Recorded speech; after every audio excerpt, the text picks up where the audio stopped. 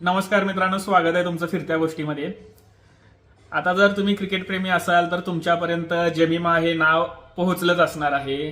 म्हणजे तिच्या सगळ्याच गोष्टी, ते शेवटचा तो विनिंग रन असेल, त्यानंतर तिचं शतक असेल, त्याच्यानंतर तिचं रडणं वगैरे सगळं काय. पण एक क्रिकेट प्रेमी म्हणून मी जेमिमाला ओळखायला सुरुवात केली 2023च्या WPL पासून. म्हणजे ती दिल्ली कॅपिटल्स करून खेळते. तसं पाहायला गेलं तर तिचा परफॉर्मन्स जबरदस्तच आहे, पण मागील काही सामन्यांपासून तिचा परफॉर्मन्स होत नव्हता. ती 2 वेळा 0वर आउट सुद्धा झाली होती या वर्ल्ड कपमध्ये. तसं पाहायला गेलं तर तिचं दुःख जे आहे ना, ह्या कालच्या एका यशानं कमी झालं असं म्हणायला काय हरकत नाही. मला एक गोष्ट समजली की माणूस आतून जेवढा भरलेला असतो ना, तो रिकामा होण्यासाठी वाट पाहत असतो, आणि ती वेळ येण्यासाठी तिनं कालचा दिवस निवडला आणि परफॉर्मन्स दिला. परफॉर्मन्स दिल्यानंतर ती घळाघळा रडायला चालू केली. पूर्ण स्टेडियममध्ये ती एकटी रडत होती. बाकीचे सर्व खेळाडू तिला अप्रिशिएट करत होते, तिचं कौतुक करत होते. त्या सगळ्या गोष्टी झाल्या.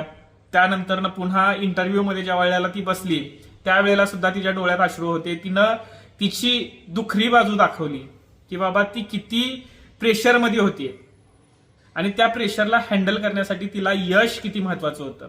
आणि ज्या ज्या वेळेला एखादा माणूस प्रमाणापेक्षा जास्त शांत होतो त्यावेळेला तो आतून खूप भरलेला असतो. त्याला रिकामा होण्यासाठी एका यशाची गरज असते किंवा एक अपॉर्च्युनिटी पाहिजे असते की बाबा ते यश जे आहे माझं आतमध्ये भरलेलं सगळं बाहेर मोकळं करेल आणि मला मुक्त करेल.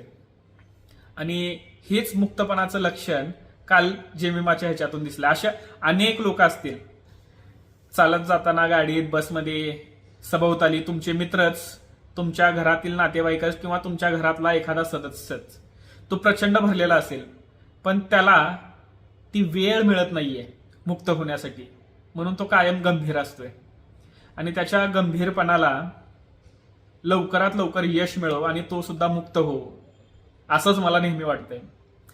कारण ही परिस्थिती प्रत्येकाच्या आयुष्यामध्ये एकदा तरी येतेच. कारण तो एकदम लो पॉइंटला जातो म्हणजे जातोच आयुष्याच्या एका टप्प्यावर.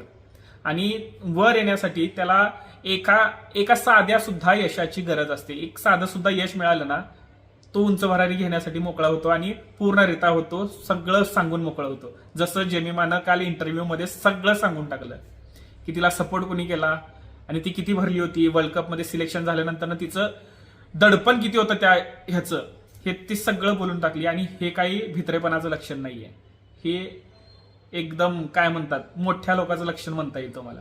चला बाय.